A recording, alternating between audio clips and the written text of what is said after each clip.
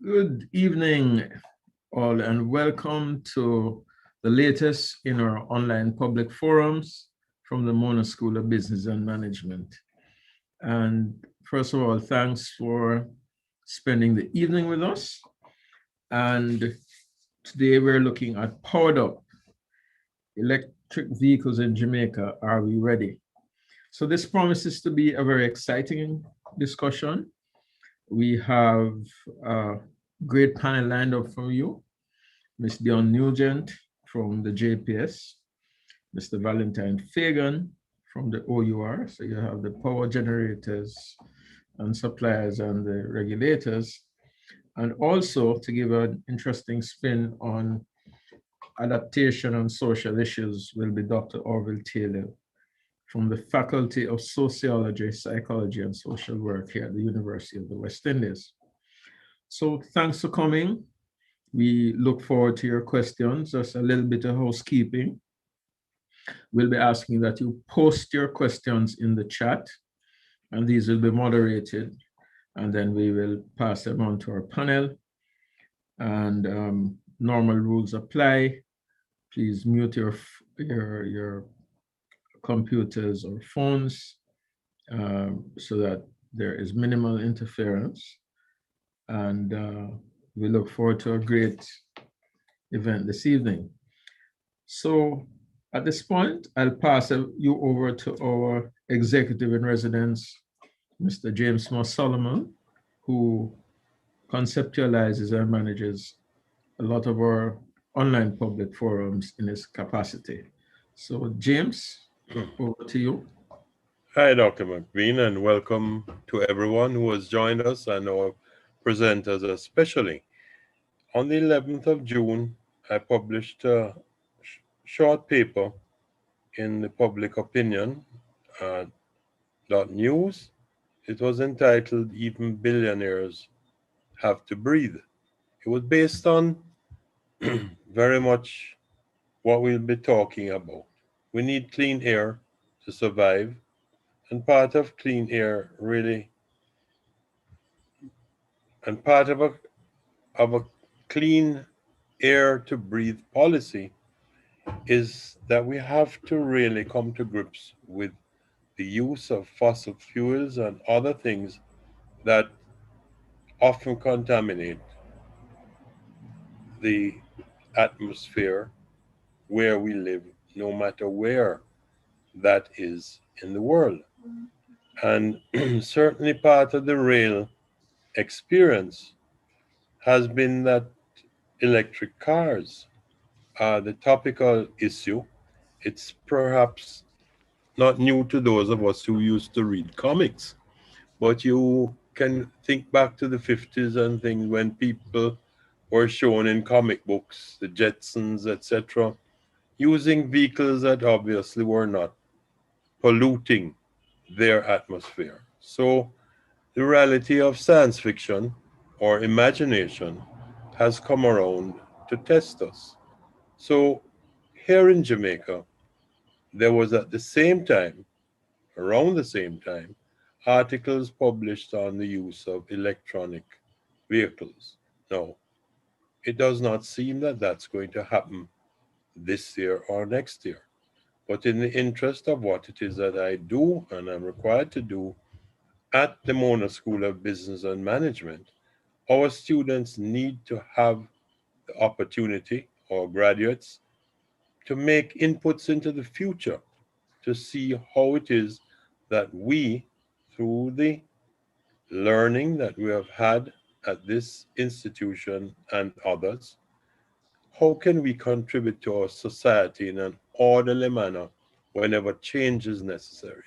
Change does not always have to be about chaos. So, in putting on this forum, we have invited people who can deal with the realities of electricity and electric cars, as well as people who have the capacity to deal with the change that is going to be needed over the next 10 to 15 years in order to have a normal and peaceful transition from petroleum based vehicles, carbon emitting vehicles, to electronic. And how will we finance this? How will we go about making the necessary refueling available? All the components that go in. It's not a rush. But then we always say it's not a rush. And when the time comes up, we find ourselves in a quandary. So this particular forum is like the others that the Mona School has put on. We want to think towards the future, and that is why we have a university, because that's a role of a university, not only collecting historical documents, but thinking and sharing with the future. So I welcome everyone here. I hope you will enjoy the forum. The basis is clear.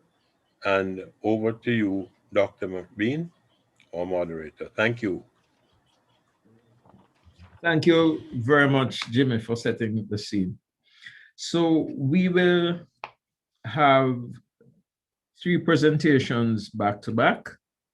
And our first presenter, I'll give you a brief introduction. It's Miss Dion Nugent. She is Director of Business Development at the Jamaica Public Service Company Limited. And she obviously started quite young, because it says here in her over 25 years with JPS. She has had a lot of engineering roles. So she comes with a lot of experience. She's been head of engineering, head of generation special projects, dealing with LNG, negotiating power purchase agreements, and her latest responsibility is looking at electronic vehicles under her business development portfolio. She is not only just accomplished in industry, she's accomplished academically. She has a master's degree in electrical power systems from Bath, and as well as engineering management at UWI. And she also has a BSc in electrical engineering from the University of the West Indies, St. Augustine. So we could say to her, welcome home to UWI. So Dion will be speaking to us on the impact of generation capacity due to the introduction and expansion of electric vehicles. So Dion, the floor is yours. Thank you so much. Good afternoon, everyone, and thank you for this invitation to participate in this exciting forum, Powered Up Forum. That resonates with us at JPS, Electric Vehicles in Jamaica. Are we ready? And the presentation that I'll be doing today will be focusing on the impact of generation capacity due to the introduction and expansion of electric vehicles into our grid. So just waiting for the presentation to be called up. But as I wait for the presentation, I'll start the ball rolling. So slide 3, please. So the reality is that there is certainly a lot of market forces driving the growth and expansion of electric vehicles, and that is impacting Jamaica as well. And we are beginning to see the interest and the activity around EV increasing significantly. But we do recognize that there are still several barriers that we need to overcome to ensure an orderly and sustainable development of this sector here in Jamaica. Next slide. So there's a reality, it is coming. And for us here at JPS, we recognize that we have a very important role to play in ensuring that this sector develops in a way that brings the benefits to our people, our customers, and also we gain the benefits around sustainability going forward. So as a company, JPS has taken interest in a number of areas. We have been very active in relation to policy around EV, actively participating there. We have also been very involved in taking those first mover steps to introduce public charging infrastructure on the island. And we are currently in the phase of deploying 10 units across the island in a network. And we're also actively involved in this public education and participating in ensuring that there are systems to enable the EV supply chain from end to end. And we have been doing a number of partnerships as well through our JPS Foundation. We have been working with the IDB Lab on a project building a sustainable electric mobility ecosystem for inclusion and access, because we want to ensure that all the elements for EV to survive sustainably in Jamaica actually are being looked at and actively being treated with. Next slide. So we see that we have a very important role.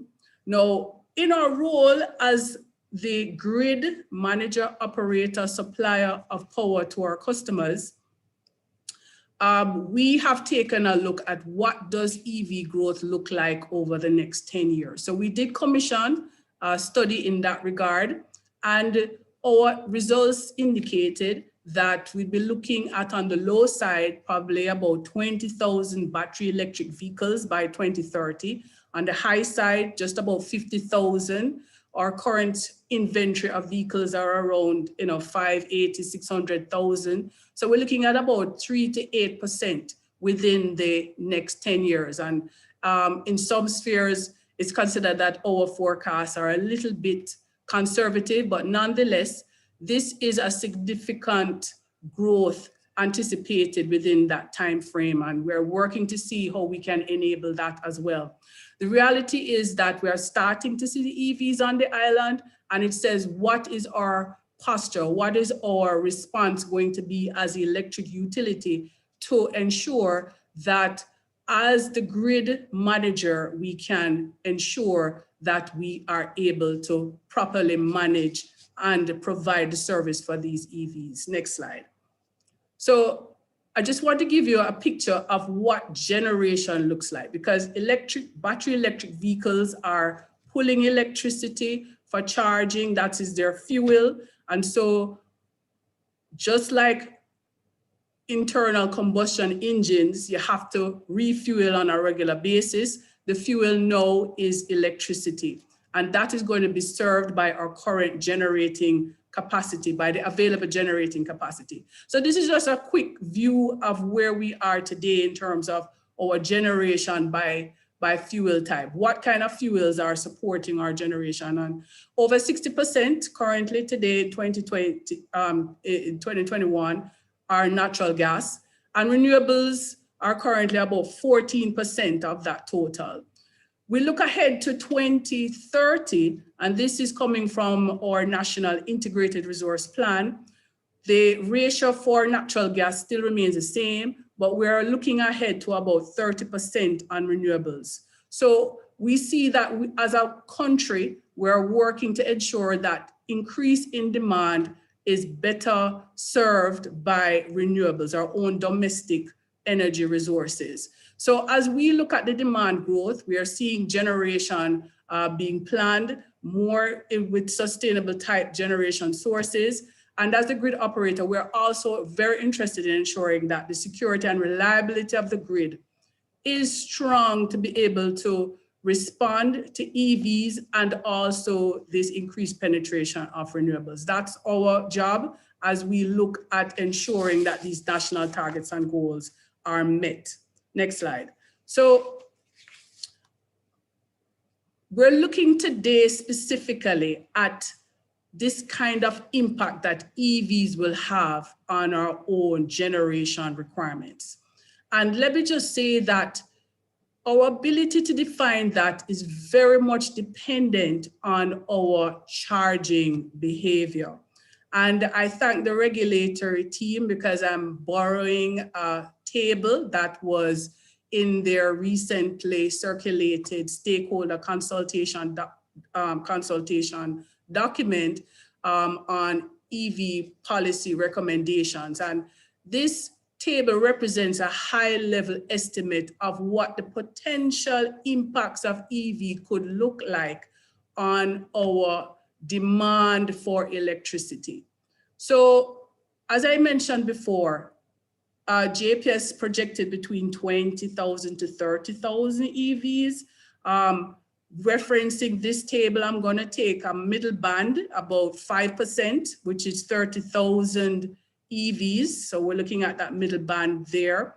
And we are going to introduce a concept called managed charging versus unmanaged charging. And this is about the behavior of charging and how it can impact on our capacity requirements for generation.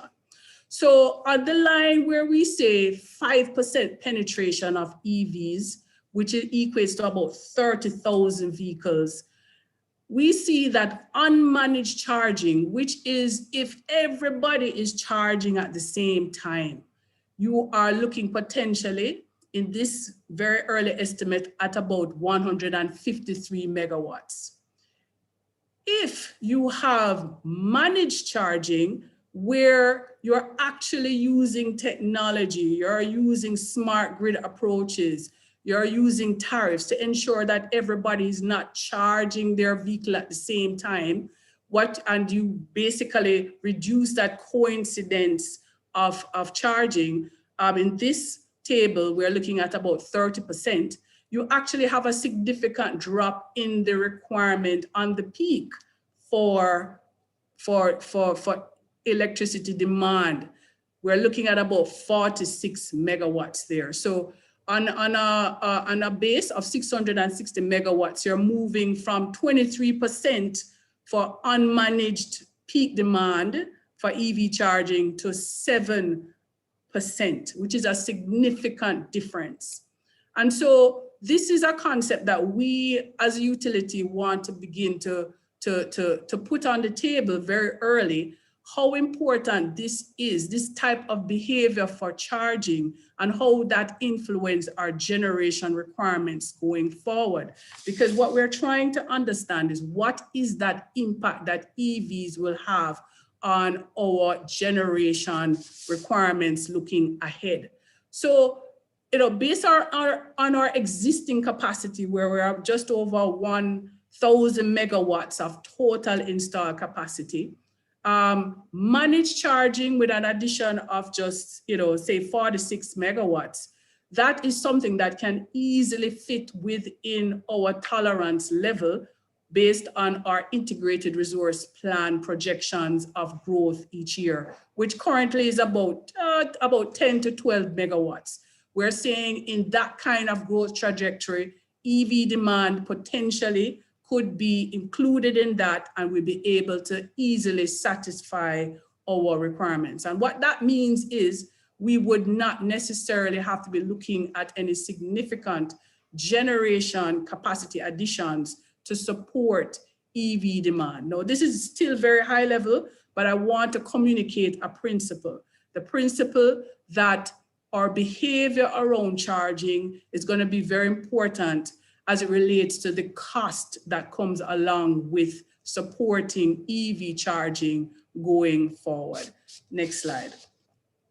So managed charging is supported in different ways. And one of the ways that regulators, and I have my regulatory partner and colleague online, that is used a lot is time of use rates. And that sort of scheme of tariff basically encourages persons to use power at periods where the cost is lowest. So as we know, about 80 to 90% of our EV charging tends to occur at home. That's what we expect. That is what happens in most other jurisdictions. So we anticipate that when you drive home and you park that electric vehicle, you get home between 6 and 7, you're going to be looking at plugging in about that time. And what we're saying is that that doesn't necessarily create the best profile for us managing the grid. So this diagram at the bottom shows you a graph from the midnight, 12 midnight, about 12:30 in the morning to 12 midnight the following day. So this red line represents our total capacity or peak requirement throughout the day. And that red line says that between 12:30 and about 5:30, you have fairly low demand. Everybody's sleeping, they're in their beds, and so on. And as you get up in the morning and start to go to work, you start to see climbing from 5:30. And then you have within the day, everybody's at work. About 5 o'clock, you have a little dip, and then you notice there's a steep rise. And that is where our peak occurs. That is when about 7 o'clock, between 6 and 10 o'clock, where you start to read the news, everybody's turning on the lights and so on. So this is our natural peak today. So we have in Jamaica a residential peak. And what we're saying is that if most persons are purchasing an electric vehicle, we expect that they'll be charging at home and there is a potential for persons to actually be stacking that demand on our peak. And so a managed scenario is what we would much rather prefer, which is the lower dotted line rather than the higher dotted line. That behavior is not where we, ideally, we prefer you not to be on the peak. And so the arrows, the blue arrows below show you the periods that we would prefer that EV charging occurs. What happens in those periods? You actually have a lot of available reserve capacity available to support your charging. So in those low, what we call low peak periods, you actually have reserve capacity in excess of 50% in some cases. So it makes far more economic sense to utilize that capability. And so what we're saying is, as we look ahead on the impact of EV on our generation requirements, we need to start influencing the behavior that charging occurs in those low demand periods. Next slide. And so what we have recommended, and the OUR in its determination has also accepted, is that we would have time of use rates for our residential customers. We think that is a very important signal, incentive to our local market to ensure that we start to influence the behavior within our EV charging sector. And so what I have described and outlined in this table is a very, very quick view of what happens, an example of the charging rate for energy on peak, which is 15 in this example, and peak for us is between 6 p.m. to 10 p.m. on weekdays. So that's where you're saying you're gonna have the highest cost. We want to encourage you to go into those partial and off-peak periods where the cost is lower. And in this example, we're saying at the off-peak, which is during 10 p.m. at night to 6 a.m. in the morning on the weekdays, and 6 a.m. to 6 p.m. on Saturday and Sunday. These are the lowest price periods. So if you want to charge, go for those periods of time where you get a much better price point. This is to encourage behavior, so you not only benefit, but the grid also benefits by ensuring that we are optimizing the available capacity in generation, but also we get a benefit at the transmission and distribution levels. Next slide. So what we see is that the impact for the next few years for EV, we see the growth rate being exponential. We don't expect to see a significant movement in EVs for another maybe 5 or 6 years. So we're going to have that that point of transition exponentially. We don't see it yet, but what we are saying is that we start a program of ensuring that the behavior is of such that we can ensure we minimize the impact on the generation.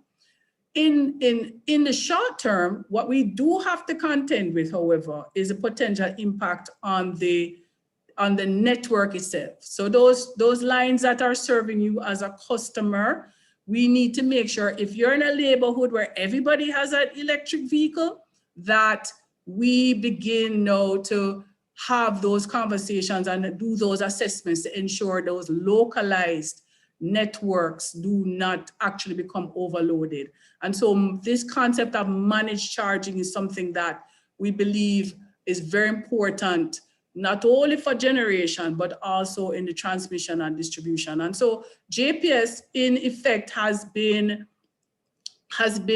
participating actively in the planning with the government. And so we are saying as EV starts to pick up, we need to ensure that those kinds of impacts are featured in our distribution planning, which are those lines that serve us as customers, as well as in our integrated resource plan, which is looking ahead at our generation requirements, because we need to begin to factor those demands in there. I have not put the conclusion here on paper, but from a generation perspective or it is my view that managed charging can easily be accommodated in our current generation expansion program. And that has to be carefully managed with the associated supports and incentives to ensure that that occurs. We believe that we have the capacity and we can actually implement those schemes to ensure that the additional generation requirements are minimized, and we also want to ensure that for whatever additional generation, that we really do try to ensure that our renewable mix supports this EV demand in a tangible way.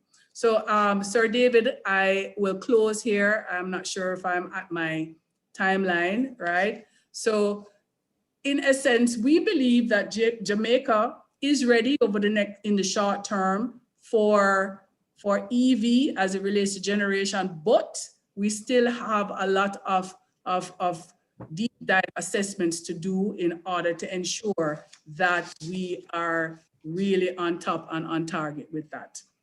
Sir David. All right, thanks, Dion. You actually have, I think, 3 minutes. Yeah. Okay. My other slides were basically just highlighting, and I'll just speak to it, the fact that we are really aggressively doing the EV public charging rollout. That is a very important part to show the market that anywhere that you travel, that you'll be able to access an EV charger. And we are also working in the space to ensure that we can provide the necessary information for our customers and clients as to how you can introduce EV into your residential spaces, into your commercial spaces. We're looking ahead to see how we can begin to support fleet conversions as well, because we think that the economics around EV are very, very attractive in those spaces. And so as we move with public charging, we're looking ahead to see how we can support the industry to convert and transition vehicles into that space. So, Sir David, I'll leave it there. Thank you very much, and I will stand by for questions. All right. Thank you very much, Dion. So, interesting presentation. Our next speaker, who will speak to us about the social impact and change associated with the electric vehicle. So this is the people part of it, will be Dr. Orville Taylor. So I know he needs very little introduction. Sometimes in the daytime on a particular radio station, he goes by the moniker Man in Black. But Orville is an award-winning columnist, author, educator, and radio talk show host. If that was not enough, he's currently the head of the Department of Sociology, Psychology, and Social Work in the Faculty of Social Sciences at UWI-Mono. And he's written a lot on race, the African diaspora, labor studies. He's an external collaborator with the ILO and was formerly a senior director of industrial relations in the Ministry of Labor and Social Security. So Orville is very accomplished, well-read, well-spoken. And so for the next 20 minutes, he will take us through some of the issues that we need to consider sociologically in looking at this massive change of moving from fossil fuel powered vehicles to electric powered vehicles. So Orville, welcome, and the floor is yours. Good evening, all. My apologies, I do not have a slide presentation. As a matter of fact, up to a couple of hours ago, I wasn't quite sure that I was going to make it. I have overestimated the amount of energy that I actually have in my own battery pack. And I found that the battery that I have been using to charge up to run this body after COVID really is not the same kind of battery before. But notwithstanding that, this is quite an important event for me. And I strongly support the work of the Faculty of Social Sciences on the whole, and certainly the Mona Institute of Business and Management. Now, this as we speak about electric vehicles and the social impact and the social correlates of it, I think the first thing that we are going to have to come to an understanding of is what kind of society are we introducing, or we are likely to introduce electrical vehicles in. Now, fact is, vehicles are vehicles of all sorts, as popular as they might be, and in as much as they fill our roads, they are not owned by the majority of the population. In fact, it's not, we don't have as even a third of the population having vehicles of any sort whatsoever. The great majority of human beings who live in Jamaica take public transport. A smaller percentage of the persons who have motor vehicles have motorbikes, etc. Now, as the discussion goes on in regard to these vehicles, I think the focus is on electric cars in the first instance. Although when I've looked at some of the modalities internationally, and in particular in sub-Saharan Africa, some of the greater impact has been having electric vehicles which are not motor cars, such as motorbikes, scooters, etc. What was discovered in looking at the data coming from sub-Saharan Africa is that the positive impact is significant, but I'm going to shift back a little bit and speak about our own society. So we live in a society where we have a labor force of 1.3 million, plus or minus a couple of hundreds of people. Fine. We also have a society in which we have youth unemployment levels which hover somewhere between 20% and 28%, depending on which time of the year you measure it. We also find that the female youth unemployment is a bit higher. Notwithstanding that, though, there are other kinds of correlates which are associated with the low youth employment. In order to facilitate the introduction of vehicles, of electrical vehicles, to become the norm or to compete, when you look at the studies coming from out of the United States and other large metropolises, the evidence seems to suggest that even with the significant reduction in fossil fuels, what you are not looking at a timeline of 5 years, more like 10 years before you can see the kind of competition where the electrical vehicles are able to have a significant chunk of the market. At this point in time, you're talking about 10%. But be that as it may, if you are moving in the direction of increasing the overall use of vehicles, which are electric powered, then there's a significant labor market issue that has to be addressed at the beginning.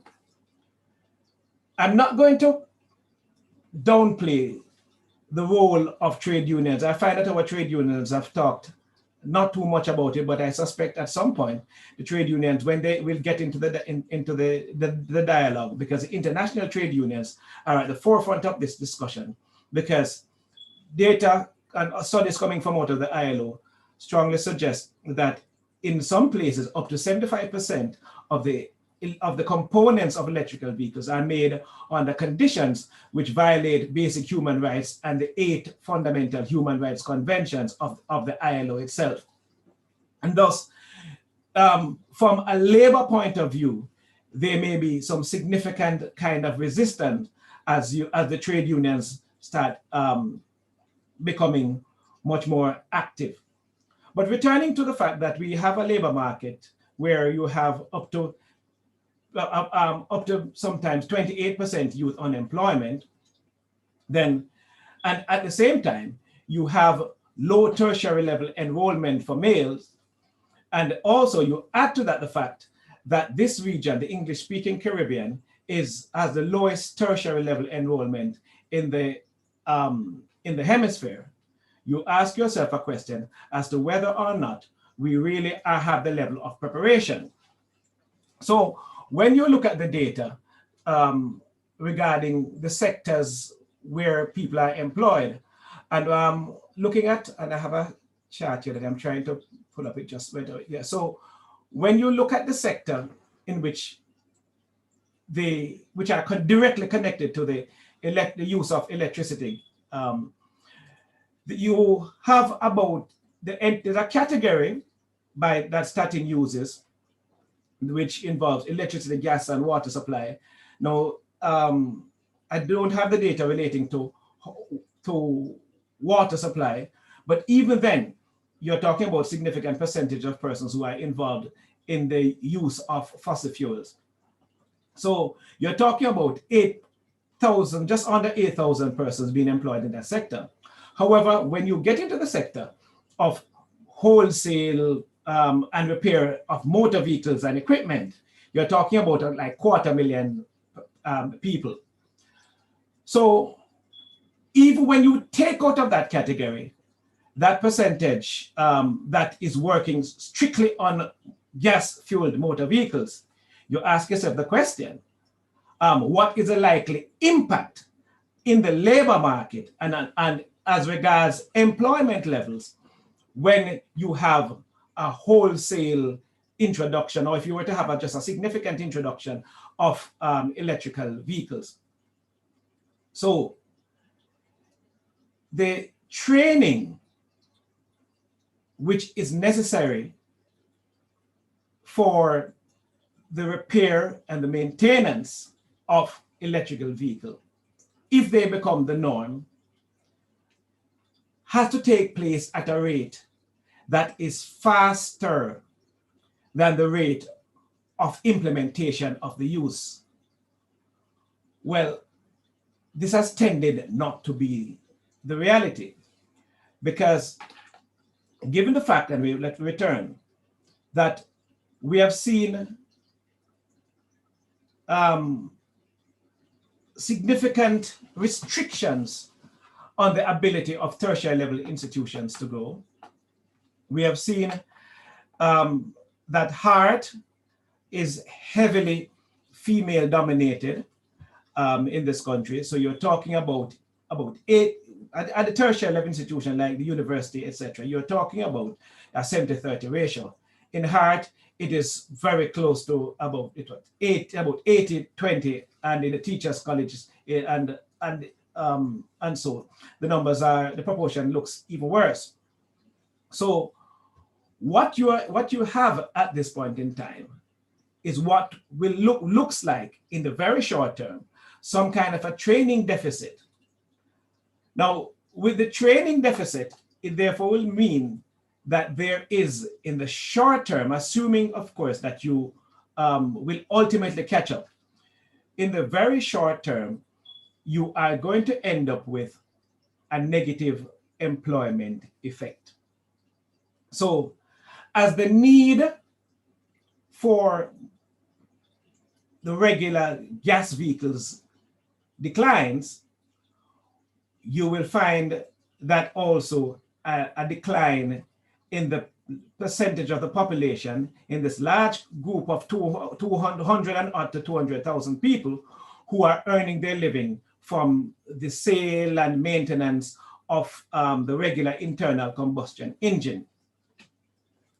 There's absolutely no way in the very short term that you can train the kind of the numbers of persons to deal with a very fast introduction.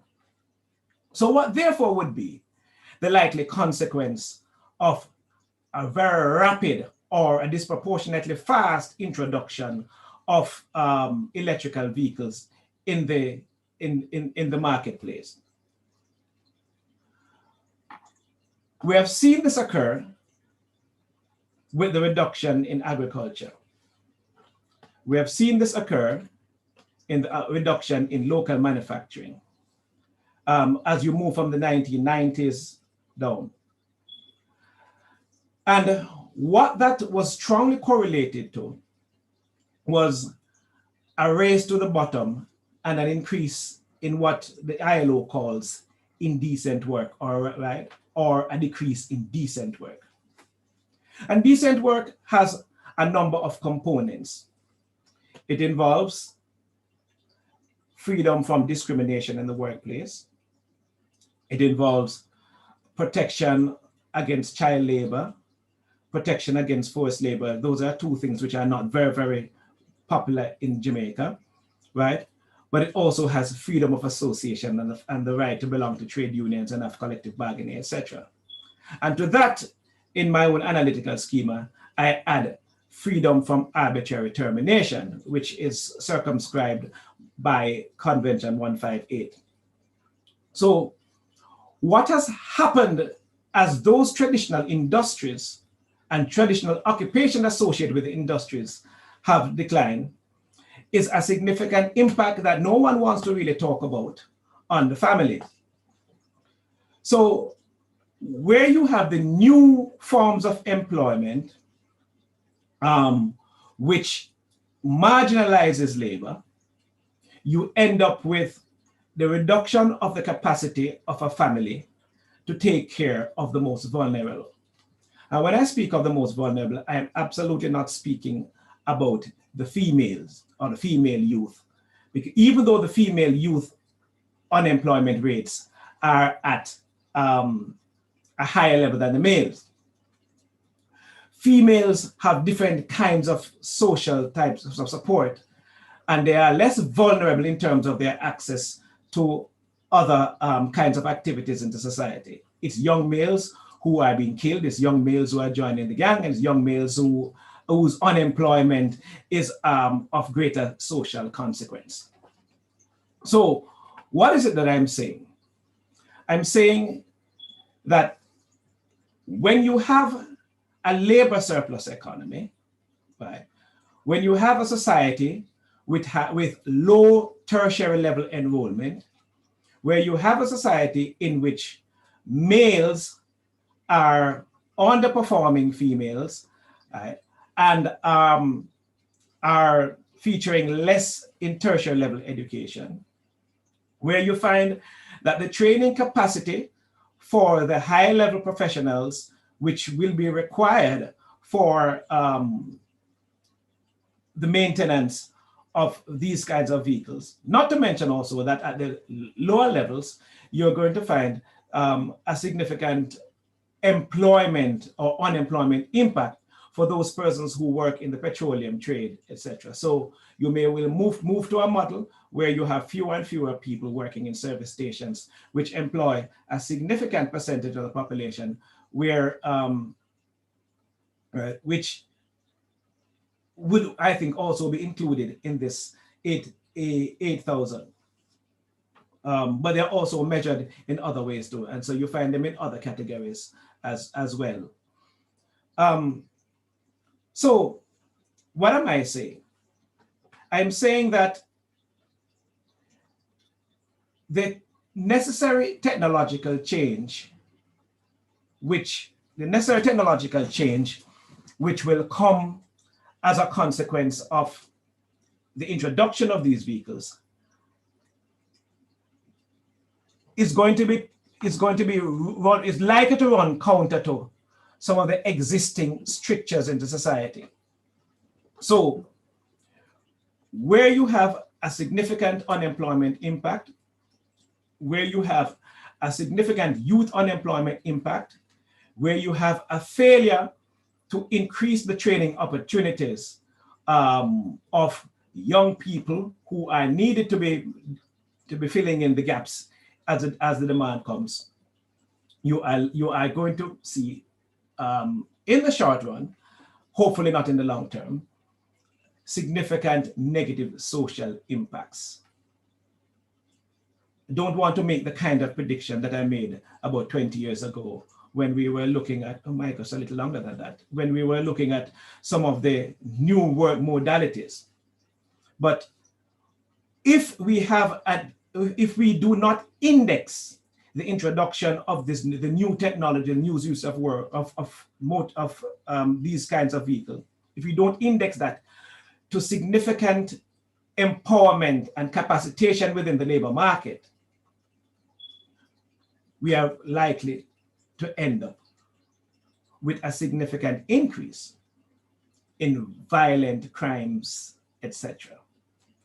And I will pause at this point in time for questions. I know I do have 20 minutes, but I'm not doing a 20 minutes presentation. Right. Thank you very much, Orville. So we'll be having questions after all the presentations, and very interesting take on human impact and dislocation of society as we think about introducing new technologies. So thanks for that, Orville.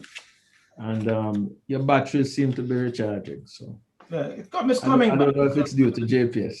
Yes, but it's a slow process, David. You know, so. Absolutely. And for those of you who might be wondering, since it's public knowledge, I can say it. Orville is one of those who are recovered from COVID, but just, you know, recovery doesn't mean you're back to 100%, and it's a long haul. So thanks for making the time here. Okay, so our next speaker is from the regulators, the OER. I don't know if I must introduce Mr. Fagan, strictly speaking, as OER, but he does a lot of work with them, and is currently chairman of the OER Electric Vehicle Working Group, charged with the development of the regulatory and technical framework to facilitate the penetration of electrical vehicles in the Jamaican transport sector, including identification of tariff and technical issues relating to the impact of EV charging on the grid. So he is in many ways, he is the regulatory counterpart to Dion in terms of looking what his impact is. Mr. Fagan is a very experienced engineer. I won't tell you how many years, although I put it down here, but with a lot of experience in power systems engineering, economics, financing, analysis, and operations. And he now works with the OER, as I said, on electric vehicles, but in the past, he has looked at solar plants, implementation, and electric sector Booker codes. So Mr. Fagan will be speaking to us today about the anticipation for the regulatory changes of the introduction and expansion of electric vehicles. So welcome, Mr. Fagan, and the floor is open to you at this point. Thank you, Dr. McBean. It is my pleasure to be here, and thank all the listeners for tuning in. My presentation will deal with the anticipated changes in the regulatory framework in order to incentivize the take-up of electric vehicles. Permit me a few seconds to share my screen.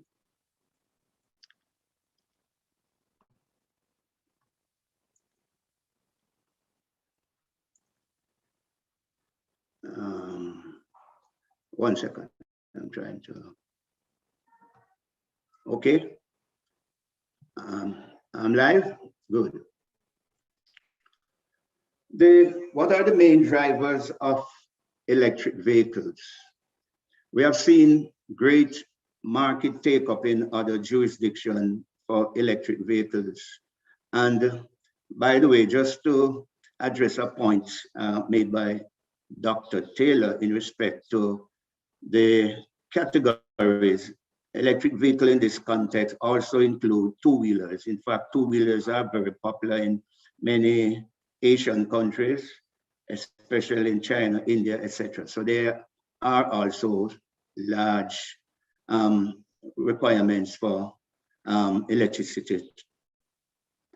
In 2019, just to recap the major drivers of the take-up of electric vehicles, electric sales has gone up, electric vehicle sales has gone up over 40% on a year-on-year basis, in spite of the pandemic. It is gaining, it's a technology that is gaining traction in several countries. But one of the major drivers for the drive, if you will, to take up EV, or at least to introduce EV, is the fact that a number of car manufacturers have signaled that they are moving away from internal combustion engine manufacturing. And in fact, a major country, UK, has indicated that by 2030, they will no longer allow the sales of vehicles powered only by diesels and gasoline. The fallback to that is that some countries like Jamaica will definitely become a ground for vehicles that are not used or required elsewhere, a dumping ground, so to speak. So the OUR is very mindful of the impact of electric mobility on the society.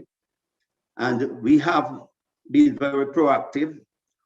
Over the last 2 years, we have been researching the topic, visiting countries, and we have developed for consultation a proposed regulatory framework that we think will incentivize the take-up of EV. Some may ask, to what extent does the OUR has authority to deal with electric vehicles? The answer is everything. EV is directly related to the electricity sector. The electric sector is the basic infrastructure from which batteries will be charged. We have a mandate at the OUR, given due by the OUR Act, the Electricity Act, to regulate the electricity sector to ensure that customers receive reliable and secure, safe and economic electric supply.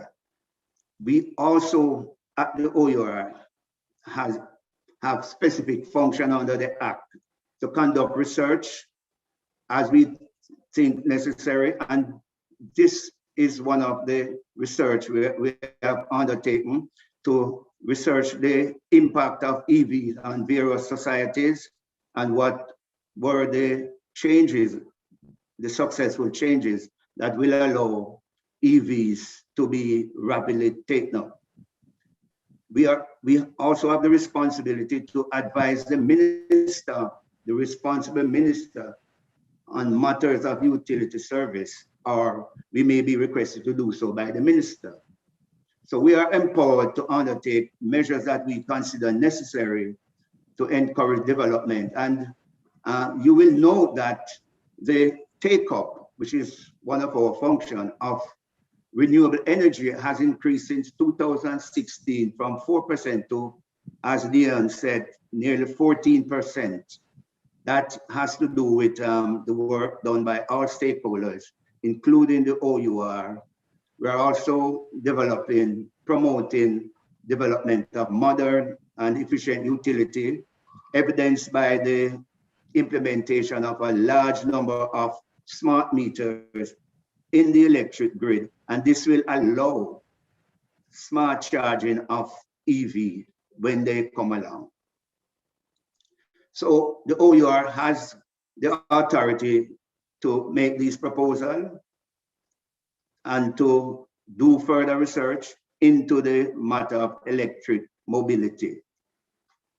So why are we rushing? I would not say rush, pardon the term, to adopt EVs. There are significant benefits in EVs. We have a cost. It is low, it has low operating cost, lower maintenance cost, more energy efficiency. It produces energy security, given the fact that while 100% of the petroleum that we use in IC, internal combustion engines, are imported, the grid is at a stage wherein over 14% is homegrown in terms of energy from the renewable sources. We also have over 60 to 70%, I would say, of electricity being produced by a clean and natural gas, albeit moving from 90%, over 90% in just 5 years, 2016, to just 17% on, as a term, dirty liquid fuel. So there are tremendous environmental impact to be gained, and the vehicles in of themselves, there are less noise pollution, less air pollution. Recall that the IC vehicles are mobile pollutants. While there are significant benefits, I just want to touch on a few of the barriers. And I think it was alluded to by the last speaker. The cost, the upfront cost of an electric vehicle is about 30% higher than an IC vehicle. And this has implication given our low per capita income, the affordability becomes a bit daunting. So that's one of the barriers to quick take up for the EVs. Public charging stations. There are concerns that have been raised about running out of energy before we get to our destination. And this is termed range anxiety. We start a trip, we expect to finish it. If we run out before it's finished, then it can create issues. So range anxiety is a serious issue. Discarding of battery, and this is of very great importance to environmentalists and to the public at large. Discarding of batteries provide environmental challenges.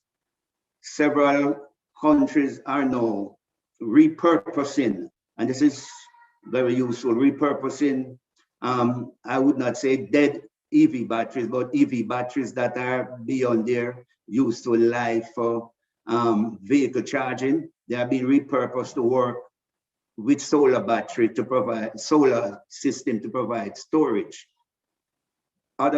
In other countries also, major manufacturers are now setting up recycling plants. So end of life batteries can be recycled for useful material. A big concern we have as a barrier is investor concern. And this has to do with uncertain regulatory policies.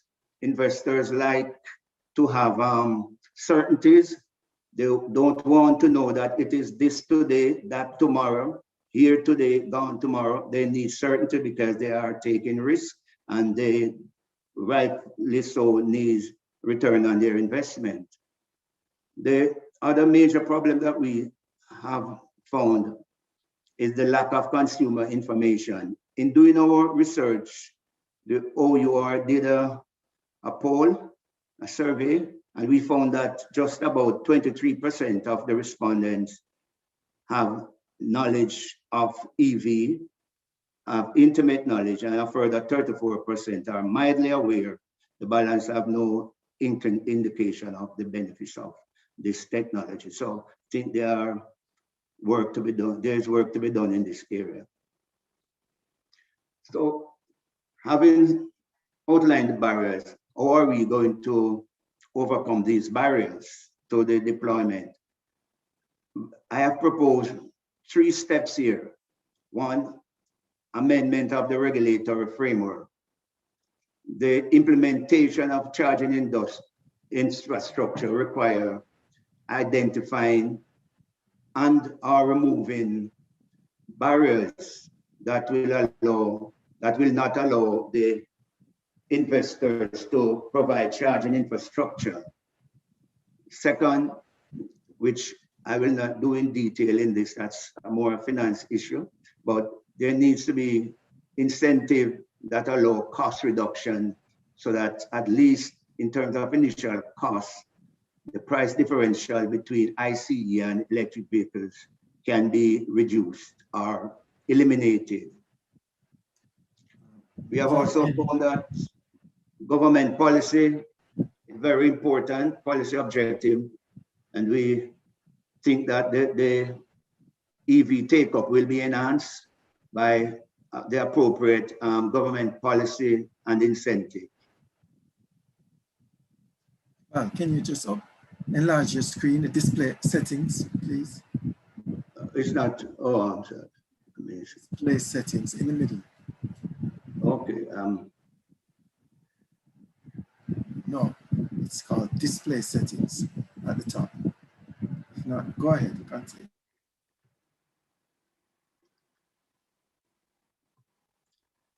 oh, let me have a second screen here. That's what. Let me try and bring it up. Display settings in the top middle. I'm not. Go ahead, Bob. It's not my computer. I'm trying to. Go ahead. Okay. Oh, sir, could you click where you see show taskbar at the top? You see that at the top? Show taskbar right above the slideshow. I'm not, yes. Click on display settings beside it. Settings. It's right beside it. Display settings. Right beside show taskbar. It's the next thing over. Yeah, I'm clicking on it. It's not moving. The little pull down arrow. It's a drop down. Yeah. Yeah, click on it. Okay. It's not doing it.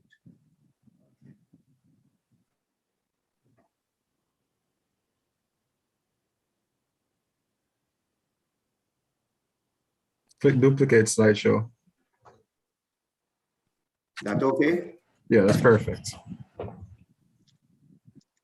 Okay. What I'm trying to show here is the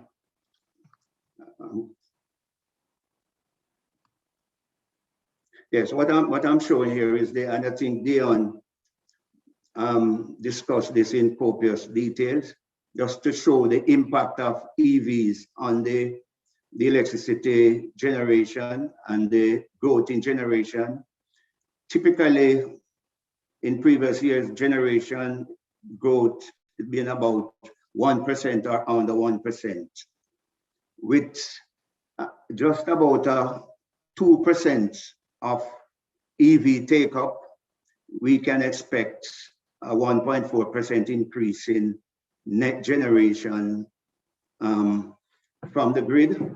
This translates to about 11% in terms of capacity increases under what I would call dumb charging, as Dion says, everybody charging at the same time.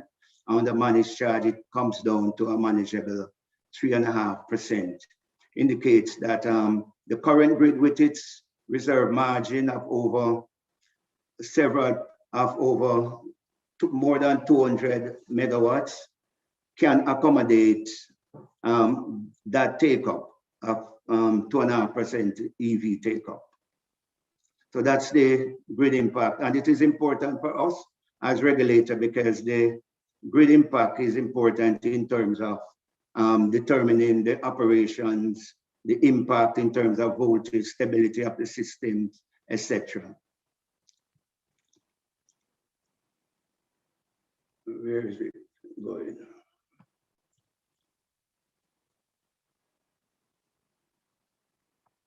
Excuse me. Looking at next slide. This was the down arrow. So just click on the slideshow and change it. Okay. Let us look at how do we create an enabling regulatory environment for EV take-up. Well, policies and legislation are effective government instruments to facilitate the rapid deployment of EVs in the transport sector. Our research has revealed that governments plays an essential role when introducing fundamental changes to the society. So we recommend at OUR that GOJ plays an important role in incentivizing the take-up of EVs. Let me get back to that one. Right. Fiscal and non-fiscal incentives are necessary to reduce the cost, the upfront cost of EVs, and establishing environmental mandates, targets. Now, in terms of the regulatory consideration and recommendation, we have to answer the question of who can participate in the EV charging market. How can the utility recover its investment costs? Should EV charging be considered a supply? And what of the pricing of EVs to third-party chargers? So let us look in a little bit more detail on those issues. The definition of, in light of the definition of participation for charging sector, the JPS, the system operator, owns a license that allows it to supply electricity. It has a monopoly to supply electricity to the general public. We are suggesting that the government or negotiate with the electric utility to seek an amendment that exclude EV charging from being considered a supply of electricity. This is very important as this will open the way to have competitive charging. Also need to amend the Electricity Act to expressly exclude EV charging as a supply of electricity. There are two pieces of legislation there, the Electricity Act and the JPS license, which speaks to the supply of electricity. So those needs to be adjusted. The other questions that need to be answered is answered. Should person other than JPS own and operate charging stations? And that's the utility. Let me go back there.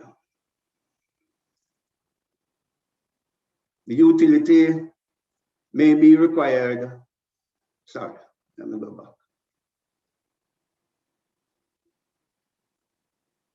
Sorry, just a second. The utility may be required to invest in its current infrastructure to accommodate the additional load on the system. GOJ will therefore need to consider how the utility will recover this cost. And in this regard, we recommend the following.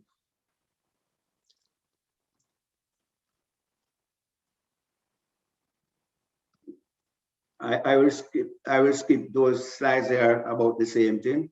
That we recommend that in the regulations, we include explicit provision that specifically refers to electric vehicles and associating charging structure. Nowhere in the current regulation is EV and charging infrastructure mentioned. We need to look at the amendment to the Electricity Act to exclude the activities of EV charging station from being considered as a supply of electricity. We need to develop policies to allow other persons to participate in the EV charging activities, including standards for EV charging stations to be implemented by the utility and other participants, and guidelines, develop guidelines for interaction in operation of EV charging infrastructure.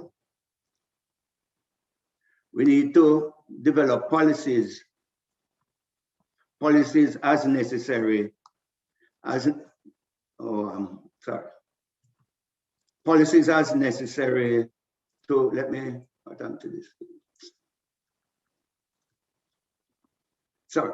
You need to develop policies as necessary to ensure the integrity of the electricity grid by amending the electricity grid codes to include interconnection and operation of charging infrastructure guidelines.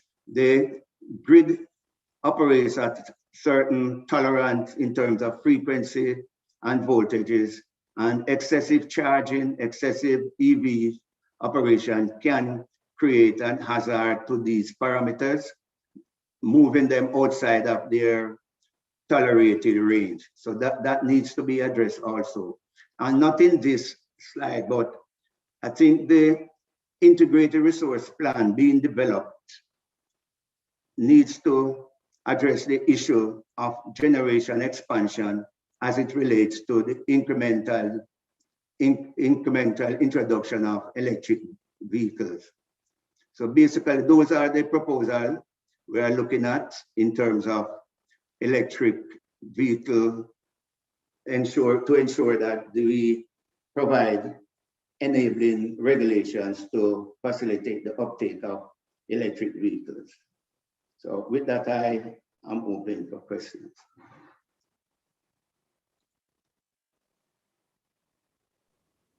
All right, thank you very much, Mr. Fagan. And we are having a little luxury here. I think we're running a little bit ahead of time, which is good. That will allow us to do some more questions in the Q&A.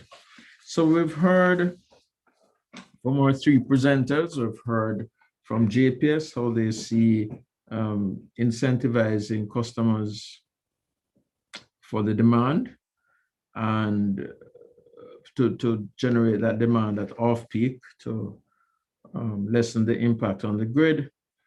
We have heard from Dr. Taylor on what he sees as some of the challenges regarding impact on society, how this will affect persons involved in the, let's call it the internal combustion engine trade. And finally, Mr. Fagan just walked us through some of the regulatory issues, things that would have to be considered in government policy, and raising the question, which is very interesting, about what, from his view, should be negotiated away in our current legal and regulatory framework to allow for a more competitive power supply to vehicles. So at this point, we're open for questions. Mr. Chairman? Yes? It's Floyd Morris. I can't use the hand raising signal, so I have to use my voice. Okay, okay, Floyd, one second. Can you type in the chat? I'm going to try if I can access. Okay, if you can't, well, I'll mark you down for you to ask your question as an exception. But for most of us, I would ask that you put your question in the chat, and that does two things. One, it allows us to address questions which would be similar in nature, and two, a more orderly way of us getting in the questions, so we get as many questions as possible. We ask that if you can make your questions as compact and precise as possible, so that we can pass it on to the panel. So my job as moderator will be to channel the questions to the appropriate panelists as we see fit. So Janice Henlin and her team, and I want to thank that team for organizing and putting this on as well, from the marketing and technical team. We'll bring up the questions in the chat. And I think there are some questions that were there before, some may or may not have been answered. And then Floyd, I will give you especially 30 seconds to ask a question. If there's anybody who can't, for any reason, type in the chat, please raise your hand, and we will get to you. But we'll be giving preference to those questions asked in the chat. All right. So that's my first question up, Janice. Yes, sir. Yes. Right. So it comes from Nkrumah Fong. And the question is, if the anticipated influx of electric vehicles are anticipated to be 20 to 50,000 by 2030, what if there's a significant change in influx and it goes up to 100,000, between 100,000 and 150,000 vehicles, I suppose? Will there be enough energy to support such an influx? So Dion, I'll ask you to take that question.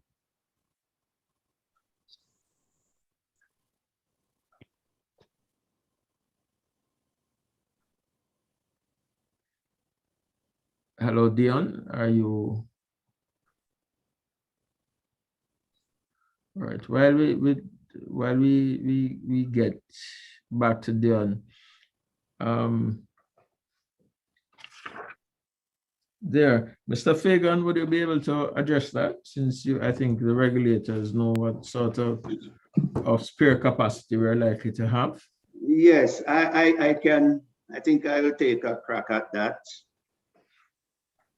The current installed capacity is over 1,000 megawatts.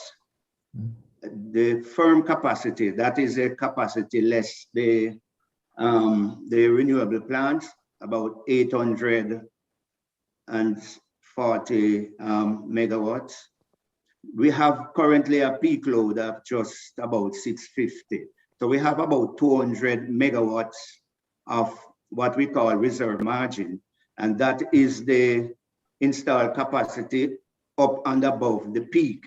So we have 200 megawatts of installed capacity. So for capacity increase of below 200, we can, the system can accommodate that. And currently, the growth rate for that would be about 4 or 5% if you speak to 10,000 additional vehicles. I think we can safely accommodate that with the current generation capacity. As you go along and more EVs get into the system, we will have to look at how we expand the capacity, both in terms of generating capacity and transmission capacity, to safely accommodate the increase in flux. But it's something that you take in stride. We do 5-year plan, we do annual updates, and currently the IRP speaks to a 20-year horizon, so with a 2-year update.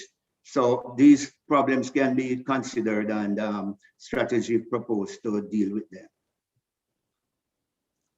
Okay, thanks. Dion, I think you're back on. Just Yes, came back in. That's all right. The challenges of technology. Is there anything else you want to add to the question on the screen? Good. So I got the last part of Val and Val's response. So I think generally we're saying that between 20 and 50,000, we are, we don't see any major issues for managed charging. But if we should have a very steep rise, which I don't anticipate to happen in 1 year, we would be, I believe, in a position to plan for that. And we will ensure that there is enough energy to support that kind of influx. And that is why the planning that we're doing right now is very important to position ourselves for either the lower end growth or the higher end growth. So I want to assure everyone that you won't have a situation where you cannot enjoy the benefits of your EV because of not sufficient capacity being available. Okay, thank you. So while we wait for the next question to come on screen, Senator Floyd Morrison, before we take Ricardo, question. Senator, could you ask her a question, please?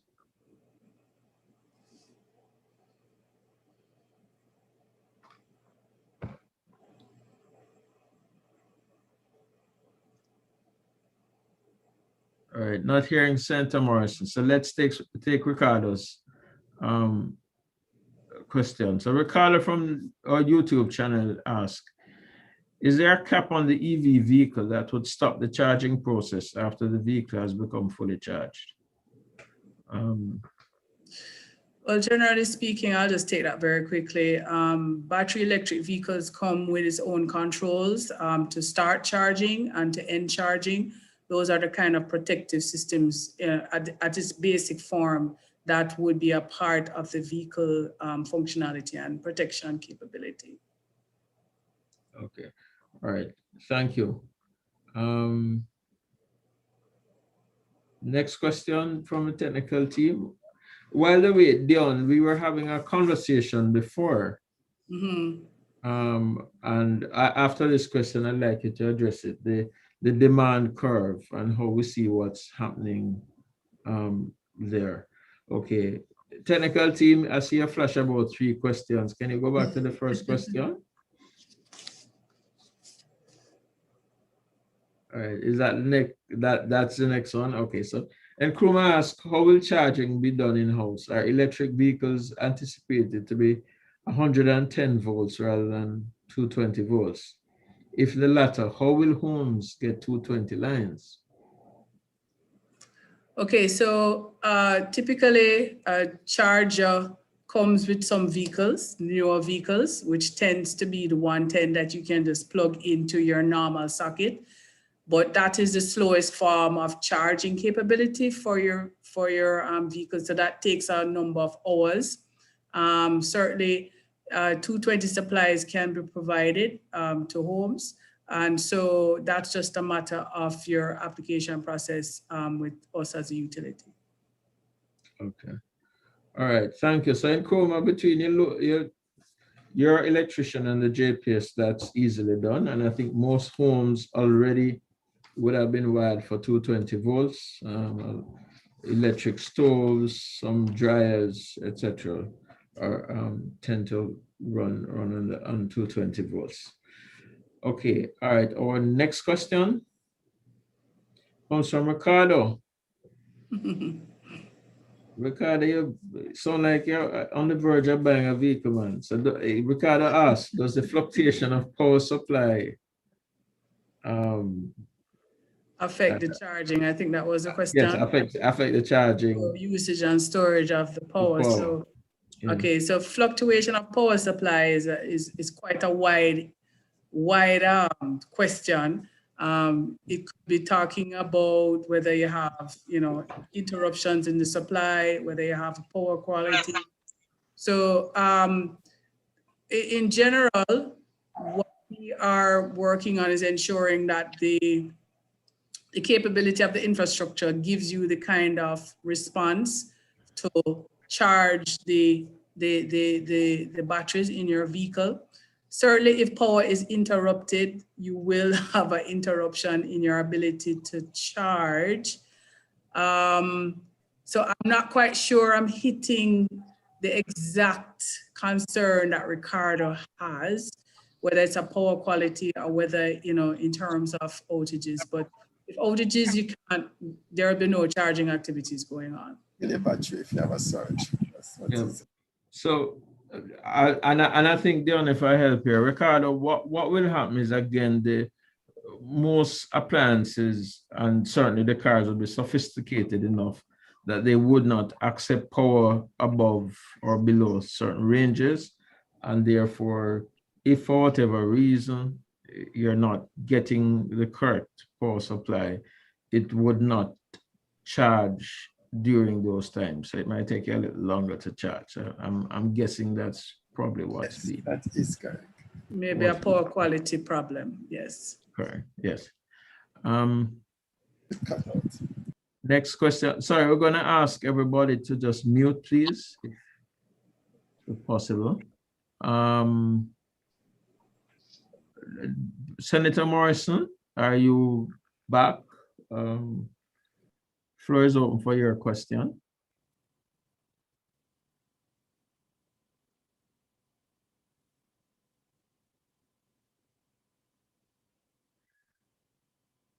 Senator Morrison. You're hearing me? You're hearing me? Yes, I'm hearing you now, Senator Morrison. Okay, yes, okay. Thank you very much, David.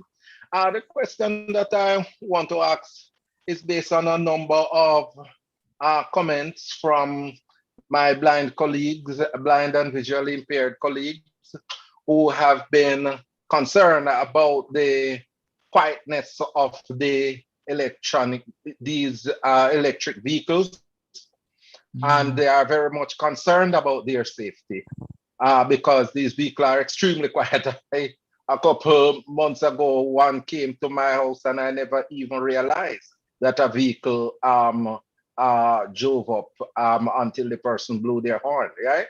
So we are very concerned about the quietness of the vehicles, and if there will be regulations in place to ensure that owners of these vehicles add devices that will heighten the sound of the vehicle, because it is likely to pose some challenges for blind and visually impaired persons.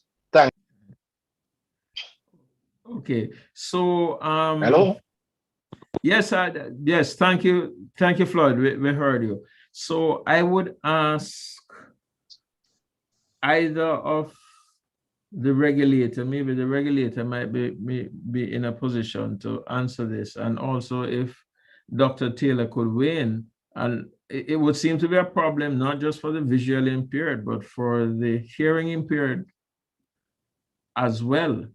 You know, because even though they have sight, if some, it depends on your positioning relative to the vehicle. So, all right, just throw it out to the panel in general for your comments, or to tell us if solutions have been found to this issue. I'll start off. I have not seen in my own experience how they have treated with that, but we are currently in that mode of looking at the policy and the regulations that surround electric vehicles. And I think it's a very important point for us to put on the table as to how we would treat with that. Now, it suggests, because one of the benefits of electric vehicles is how silent it is. You know, it's quiet, much less noise pollution. We may need to, you know, consider, rather than no noise, you know, some level that there is a means by which those who don't have the ability to, you know, to hear and see the vehicle, that they will be able to know that they are around, especially in public, very, very public spaces. So I would consider that as a point for greater consideration going forward. I would suggest, Deon Valentine here, that we, you know, those issues can be addressed through standards. We can impress standards that require that these vehicles have a certain level of noise. I know of a fact that in some places they generate certain level of noise, maybe artificially or electronically, but this can be addressed through standards. Right, right. Okay. Dr. Taylor, any comments?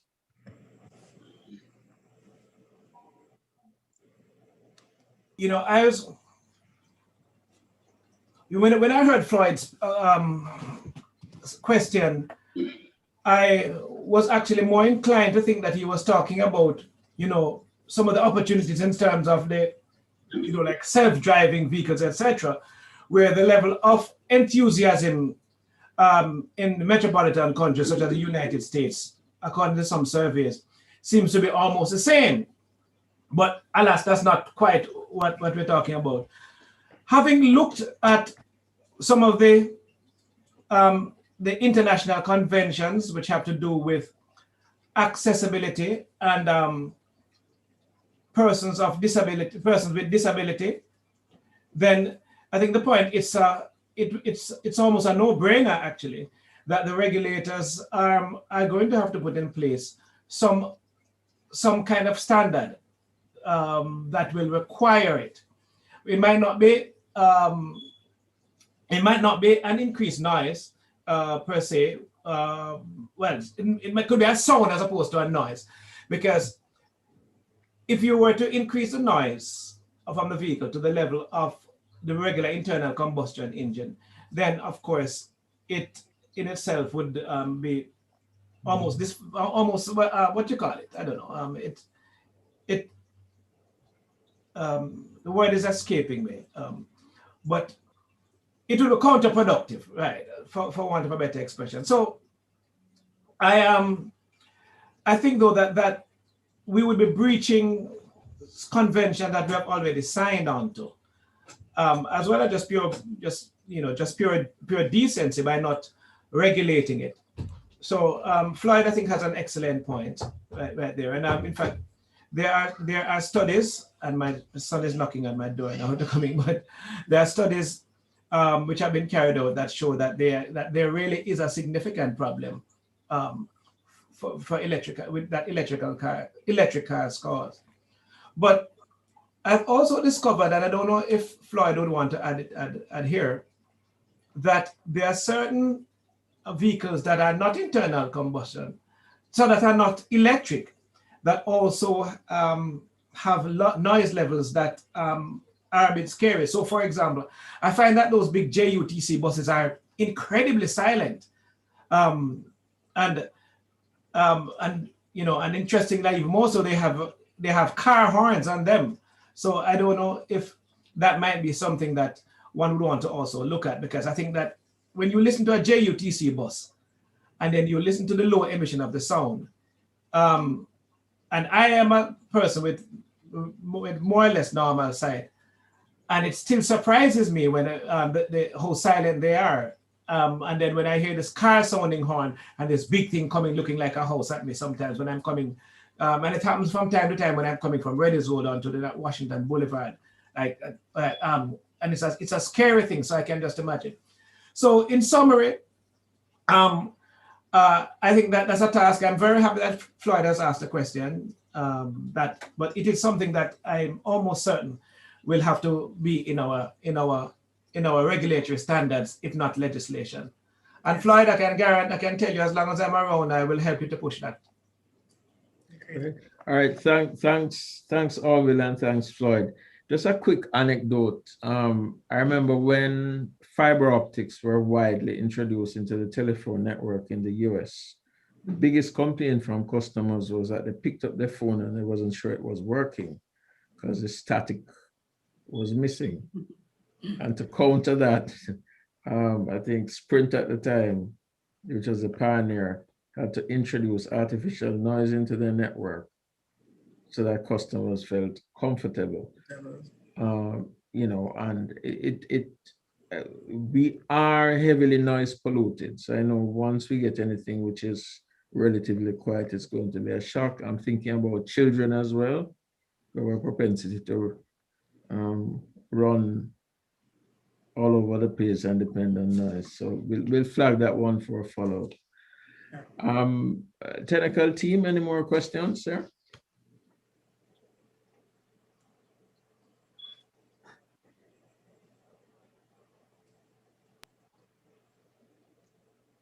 Okay, so this one is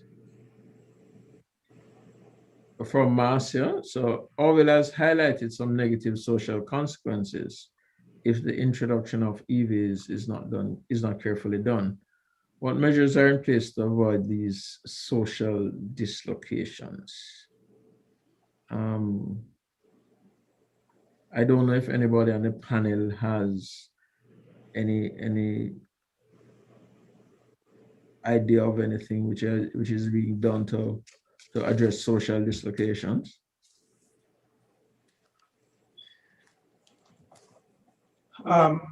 No, I think that because it's not even conceived of, I think that to the credit of the MSBM, I think it's the very first time that anyone has even raised the issue of any kind of social consequence or anything. I mean, and this has been one of the problems I found with policies.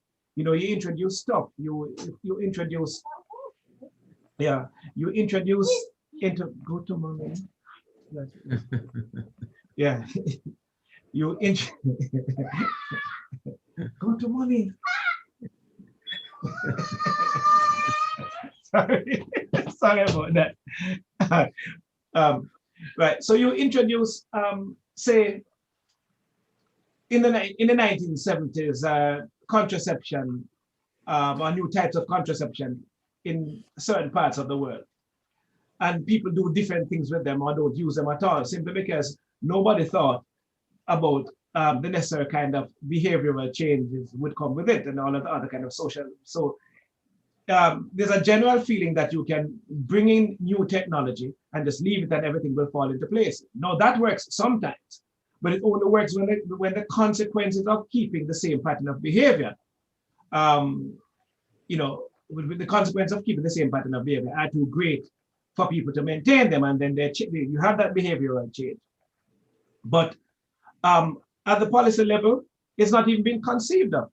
Now, I mean, it's the very first time, and Floyd, I tell you, I'm always in awe of Floyd for a long time, that he raises these questions because, people just take it for granted. The Norwegians, and I spent the time, by the way, to just look at the way in which other countries have. The Norwegians have technology that they have that they are using as we speak, and they are continuing to develop the technology, which requires that vehicles emit a sound, and that the sound varies depending on the speed, so that persons who are visually impaired or blind are able to pick it up. So that's a move in the right direction. So, but that's what we are here for. We are here to put it on the agenda if it's not on the agenda. So thanks, David and team. Yeah. Yes. Just wanted to make, go ahead. Yes, so go ahead, yeah.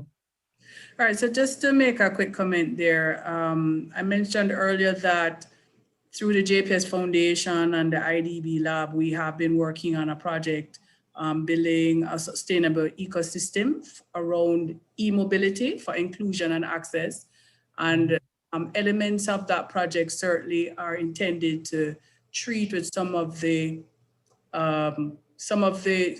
social elements, just to start a program. We're talking about training of mechanics, that transition of from one type of vehicle to the electric vehicles. We're talking about sensitizing people to being first responders on that, and also engaging with the training institutions like the HART NSTA in terms of curriculums that cover some of these requirements associated with battery electric vehicles. So we're taking some of those first steps that persons can begin to see this is not something necessarily to displace totally without an option. And we think that these are some of the early elements. We have considered some of the gender elements as well, as we believe that it's important to begin to have that conversation and to bring in our youth into the program and get them more familiar with what the technology is and how it works, so that as we grow, I think that we'd have a better opportunity to have a sustainable development with less or with lesser impacts socially. I would say, Dion, very good question, good point you raised. The OUR has developed, as you know, our consultation document, which I believe the consultations are now closed. But one point we made was that there is a need to train and retrain mechanics, moving from IC vehicles to EVs.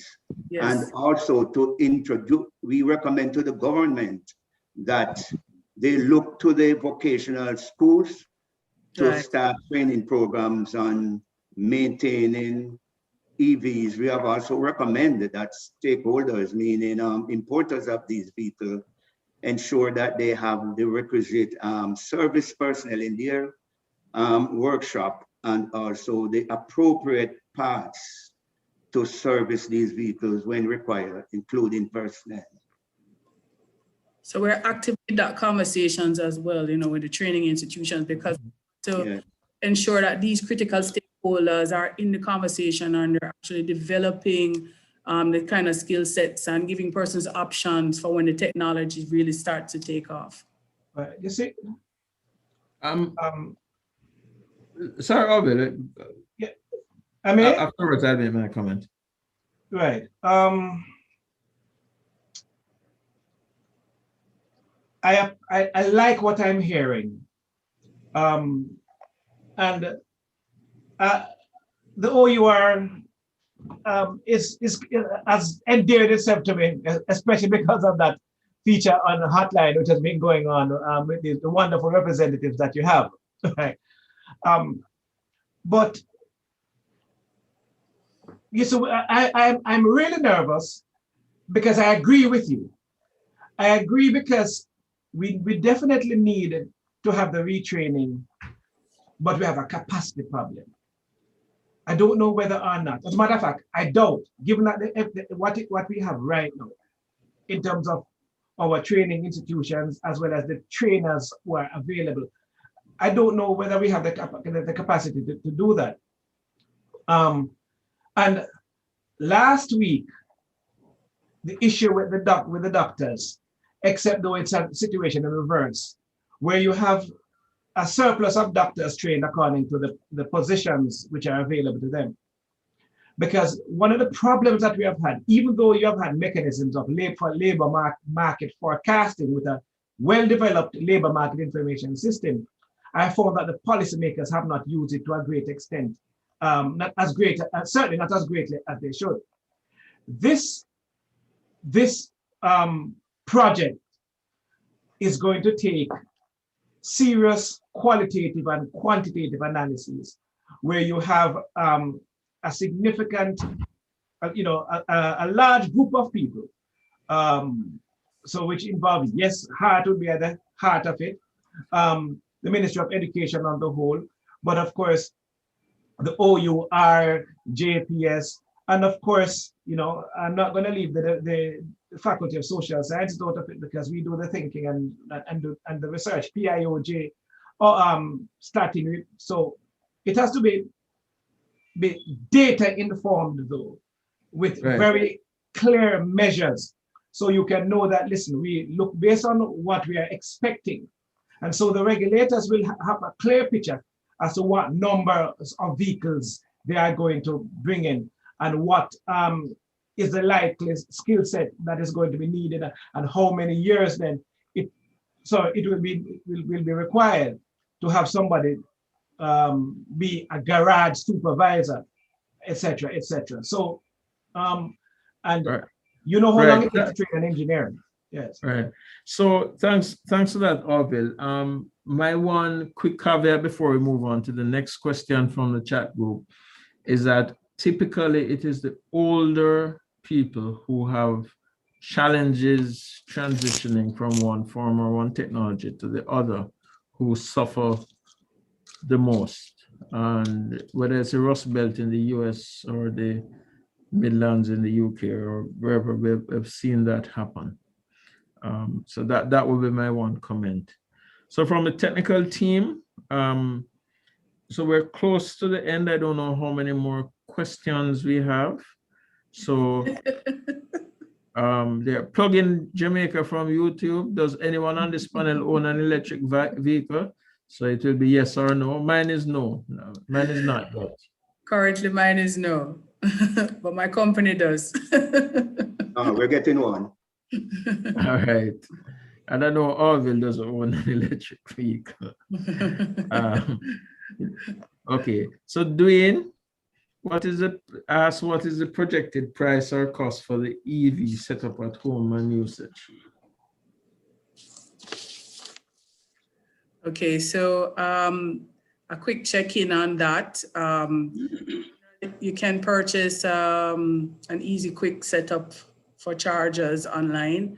And we're probably looking at about 600 US, 700 US, and the associated costs with an electrician if you're putting in something that needs to have some infrastructure and not just plug in. So that's generally about the price range. And as a company, As we roll out our public education program, we'll be giving a lot more specific information in that regard so that battery electric vehicle potential owners will have that information as well. Thank you. Just an additional question to that. So that would necessitate, that would leave the standards now in the hands of the home user and the car they've bought. Well, not necessarily, because we see the Bureau of Standards as a very important stakeholder as well. Look at safety standards, you know, on equipment for right. But sorry, not the safety standards, because you know there are all sorts of different connectors and charger ports. So it was from that perspective that I was looking at. Okay. So we know, again, it really depends on that vehicle that you bring in and what the kind of ports that you have. So one of the things that we think is very important as well is for persons to understand the implications of the vehicle and the specifications of chargers that they utilize. And coming out of our public charging rollout, we have been having those conversations, and we have standardized basically on the European and Japanese ports, but the conversations is how do we move from here? So I maintain we're at the start of the curve, and we're going to be nailing down those specific standards as we go along. Okay, thank you. So our next question is from Maurice. And Maurice asks, to you, Dion, so do the prior decades of experience with demand side planning and other energy conservation measures leave you with any confidence that we can effectively manage consumer behavior towards managed charging? So I know Maurice has knowledge of our historical experience with demand side planning. So the view is that we may not have experienced as much success as we could have, but if you have the right incentives in place, I believe, and working with the regulator, the tariff, for example, you know, using the technology as well, I believe there could be a much better success rate where, you know, to our smart grid technology, you know, and the economics, if that can, we believe that that can be very strong incentives to get us there. I remain positive, Maurice, that I think there is a fairly good probability that we can shift that behavior to managed charging. Okay. You never incentivize consumers enough. Why is it that my rate triples once I pass 100 kilowatt hours? But that's not for tonight. That's another conversation when my CEO is here. That's correct. So next question from Meyer. I hope I'm pronouncing that correctly. Will JPS be creating a separate power plant to manage and monitor the usage of the EVs when they become more nationalized? And I think the answer to that is no, but I'll defer to Dion. Well, definitely that is a no. We won't be creating a separate power plant to manage EVs. As a general note, procurement of new generation is not in the domain of JPS. That is with the Ministry and the Generation Procurement Entity. So the planning associated with generation is going to be very important to determine what additional new power plants will be required. But JPS is not the one who will be the driver of that process and decision. We participate, but that is in the domain of the Ministry of Energy and the Generation Procurement Entity. I see. So while we wait for the next question, the OER is saying you must break up your monopoly, but the ministry has a monopoly on adding generating capacity. Okay. So plug-in Jamaica, will the OUR, and this is from our YouTube channel, will the OUR do a study regarding off-grid power generation for EVs?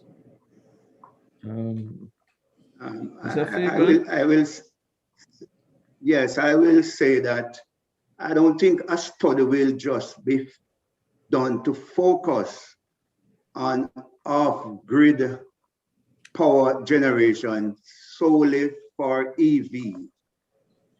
We have been looking at distributed energy generation, meaning generating from the local level. But I don't think it would be restricted to supply EV, because recall that we have a central grid, and all generating plants, power sources are interconnected.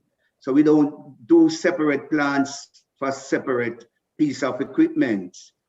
We upgrade according to our request, upgrade according to the demand. As Dion said, that these issues has to be taken into account in developing an overall integrated resource plan. And this is the purview of the ministry. The OUR naturally cooperate with the ministry, provide information and, if necessary, technical advice. But no, we don't do, we will not do a study for EVs in a separate power plant, no. Okay, all right, thank you. So, to the panelists, which seem to have lots of interest here. It's 7:54. We're scheduled to end at 8. I don't know how many questions we have. Mr. Cole, Christopher Cole, can you mute for me, please? Thank you. So I don't know if we can stretch this 5-10 minutes. Panelists, are you good with that? I'm okay. I'm okay. All right, Dion. Yes, I'm good. Okay. Good. So we'll do 10 to 15 minutes more depending on the questions. So Philo asked what length of charging time per vehicle has JPS factored into its projections of power demand?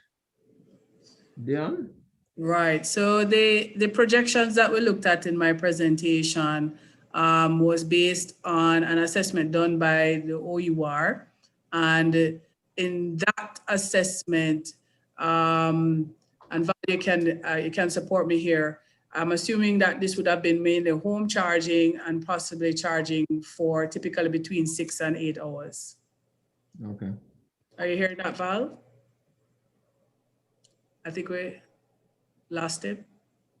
Generally, That is true. Yeah.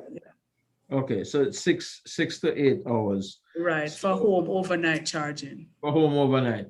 The fast charging would typically require more industrial Right. infrastructure. That is correct. Yes. That is correct. So the one that we have in Draxall, that's a rapid charger level 3. So just speaking, you can go from 0 to full on an average battery within half hour typically.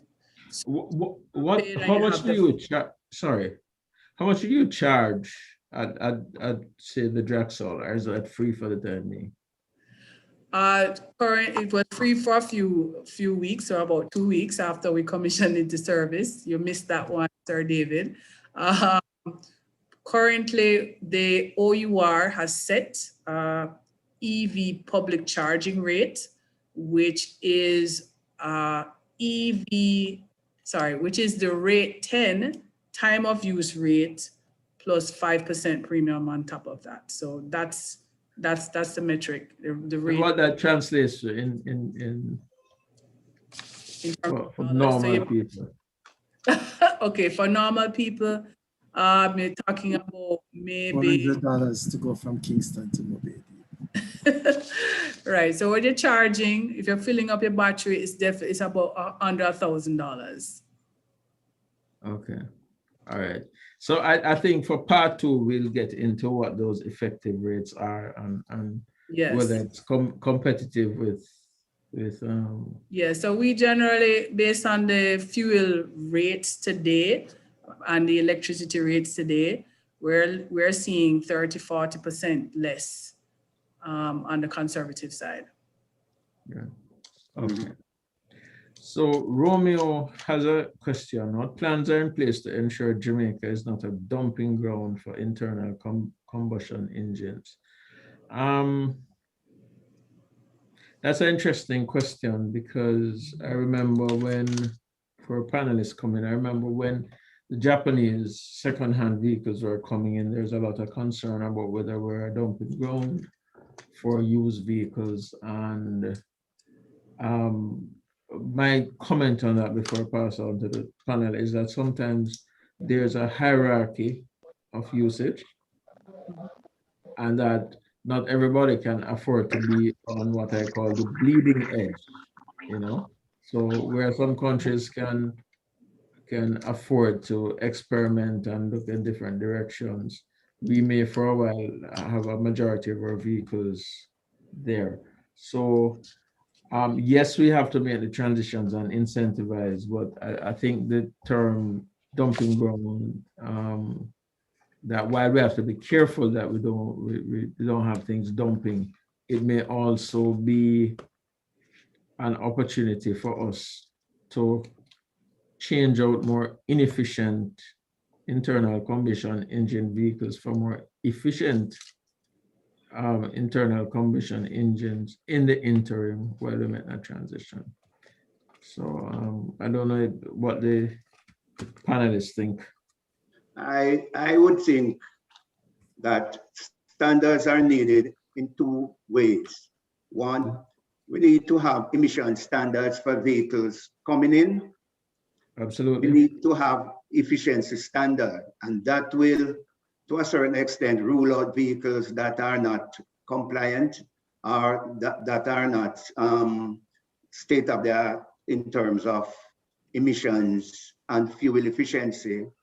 The second thing we need to do is to ensure that we take steps, whether it by incentives or other breaks, to allow or to ensure that an EV is comparative in pricing to an IC vehicles. So this will ensure that there's actually competition in terms of buying a vehicle. Right? Currently, the EVs are about 30% higher.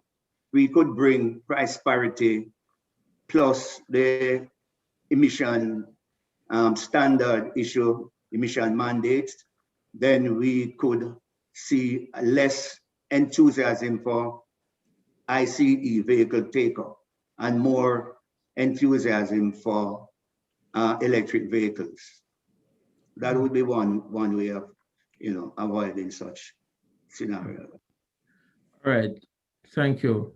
I think we may have time for 3 more questions. Team, so I think that question was asked already, the length of charging time per vehicle. Plug-in Jamaica, I'm going to skip because I think you've had 2 questions already. So using mother. So Dave asked a question regarding the 110, 220 volt home charger mentioned. For 110 volt outlet on 20 amp breaker, what is the current demand and resulting time for charging for a standard battery size? So Dave, I believe we had sort of addressed this before, where we had spoken about 220 volts being the better option. And I believe they were looking at a 6 to 8 hour home charging time. So I think it'll be much slower on a 110 volt outlet. I don't know if there's anything else you want to add to that, Dion or Mr. Fagan. No, I would say that most home can accommodate an EV charging vehicle at 110 stroke 220. Most homes are wired for 220 in Jamaica. You probably just need to get the appropriate breaker size and get a qualified electrician to install your equipment. So what is JPS doing to encourage the EV sector and ensuring they're ready to meet the increasing demand? David, I think this was addressed earlier. So that's anything from their tariff usage, trying to see the public infrastructure with charging stations, etc. So, but they have to work in concert with the OER. So Jason from YouTube.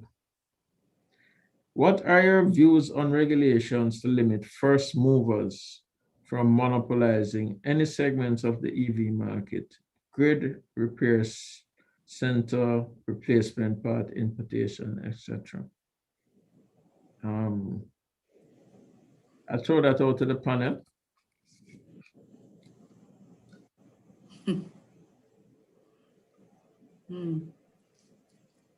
While I hear the pause, Jason, that is an age-old question. Do you punish innovation or do you reward innovation?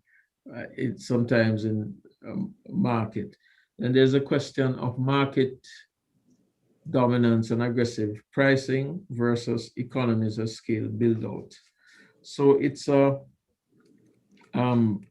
think it's one of those things that always going to be in the center debate. My own view is that you have to have competition that is scalable and it's constructive competition, not destructive. So when I think about our transport center, it's probably the purest form of competition. Anybody can get a transport license, but we know how that has worked out, particularly on some routes. So the quality of the service, the jostling on the road, the overcrowding. So I think it's a balance, but you are correct to do it. And the question is, how many viable repair centers or viable grids or viable replacement parts can we accommodate? And that's one for the regulators, I suspect, to determine market size and market activity. Yes. Well, so the host has unmuted me, so I suspect that I should speak. This question. So to this question from YouTube, what are the views on regulation to limit first movers from monopolizing any segment of the EV market? Now, I think that we already have in place legislation which have to do with fair trading and monopoly, etc. So although you may have people operate in a de facto monopoly, the legal framework doesn't really allow it. And therefore, there's nothing that would prevent other operators. So for example,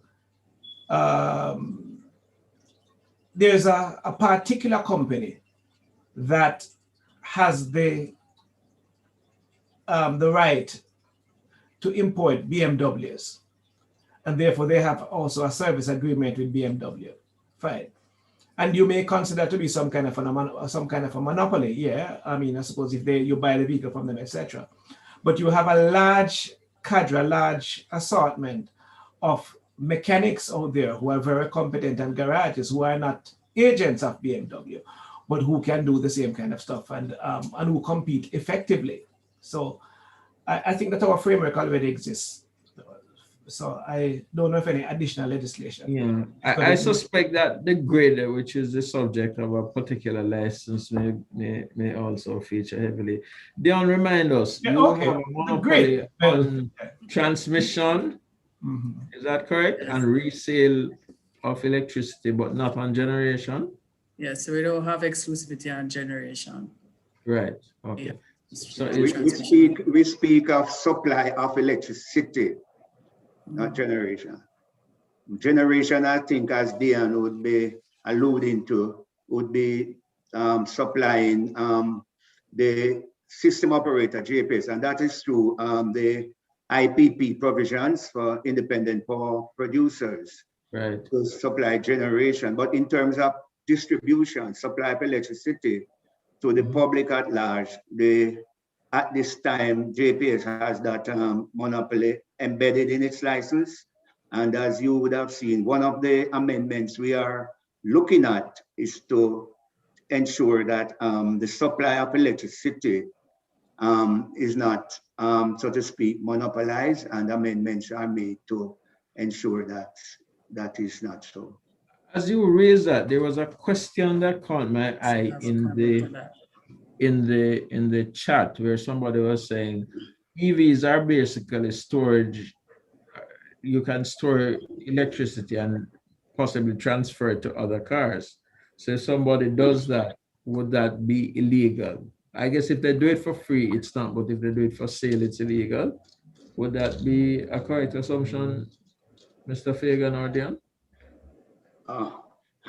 That's a loaded mean, question. yeah, well, I'll say that at this point in time, you're allowed to generate and supply to yourself. Okay. There's no, the legislation accommodates that. So if you're if that model holds, then certainly you can do it for your own vehicles. Well, that's like giving a jump start, yeah? Where Right.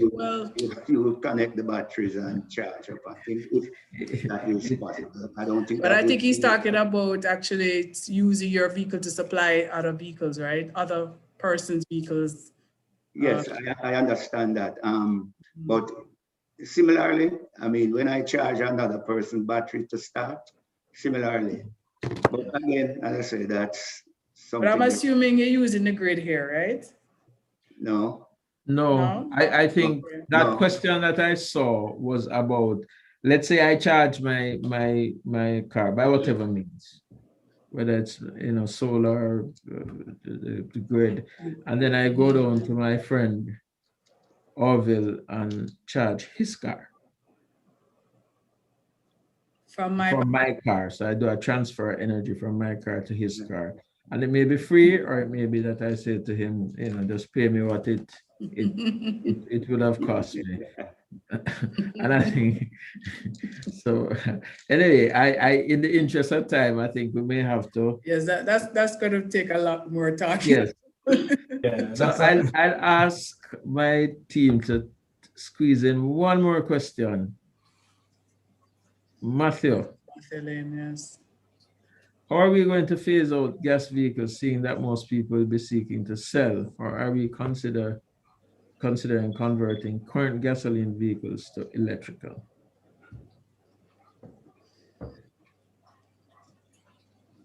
Okay, so Val, you want to start off that one? So I think the vehicles are going to last forever. Right. So the question, I mean, how we're going to go through this process of phasing these vehicles, right? Because everybody's going to be looking to sell over time. We don't well, at least I know that internal combustion engine vehicles will be here for a while. It's going to take a while to transition all. The resale value, your ability to sell that vehicle certainly will decline over time. And that's a conversation that we need to have with some other experts in the room, I would say. But in terms of converting the existing gas vehicles to electric, I personally don't think that would be the option most person be looking at. So that's why I point to Val. I know you have done some reviews in that space. I would tend to agree with you, Dion. I don't think that's an economic proposal. No. And recall that, the take-up of EV is not an overnight scenario. While we need to plan earlier, we're looking at a gradual, and it is going to be a gradual process. And also, many vehicles in Jamaica are just about over 10 years. So the fact is that a lot of persons would want to change out their vehicles. If EVs are competitive and economic for them, then that will happen. Certainly there would be a very vibrant used car market in terms of the change out for ICE, but price will dictate that. And again, we need policies to kind of put those under a managed regime, so to speak, because you're right, we have to look at how stranded asset, because a lot of cars, old ICE may become stranded. So policies may be needed to address those issues. Right. But it's not, even the largest economy in the world, there is no evidence to suggest that anytime before another 20 years, you're going to have more than 10% of the market being occupied. Right. So if if you're talking about say 15% of the car market in the United States, never mind what the British are saying, it's still going to take a while for the vehicles that exist to die out.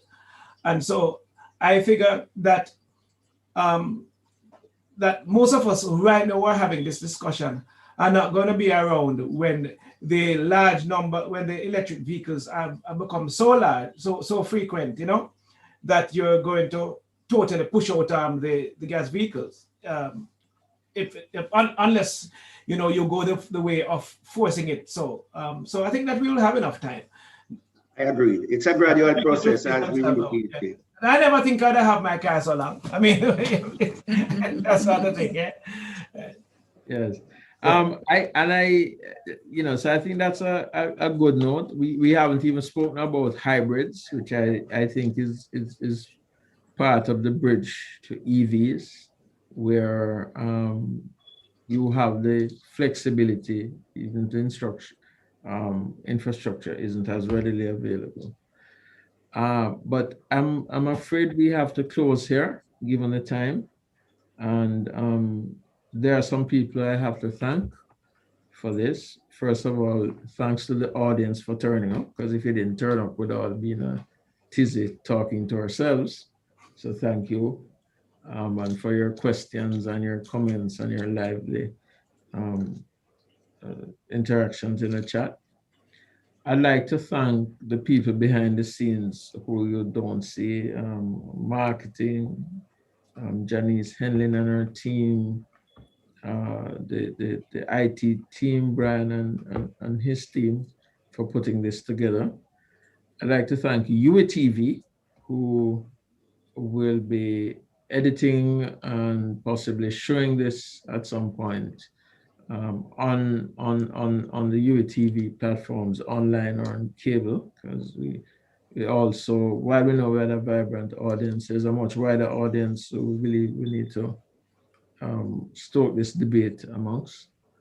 And of course, our panelists who were, thank you for turning up and really contributing to a vibrant discussion and panel today. And last but certainly not least, I want to thank Jimmy Moss Solomon, our executive in residence, who comes up with a lot of the ideas that generate our public fora. And certainly both his articles and his energy in putting this together has led us here. So thanks to everybody. And if I've left out thanking anybody, my apologies.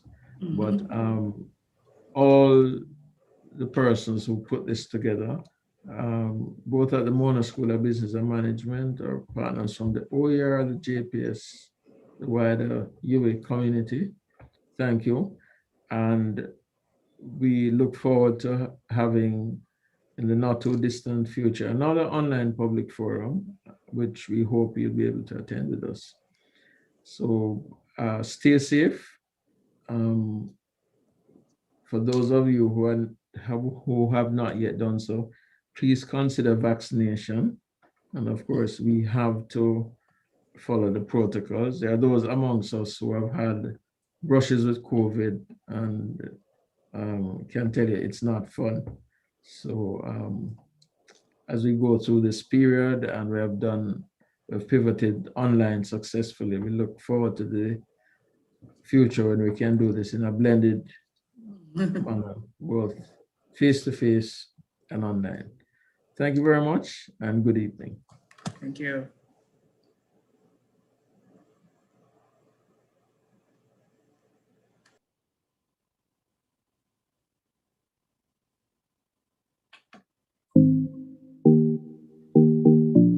Special prayer for me.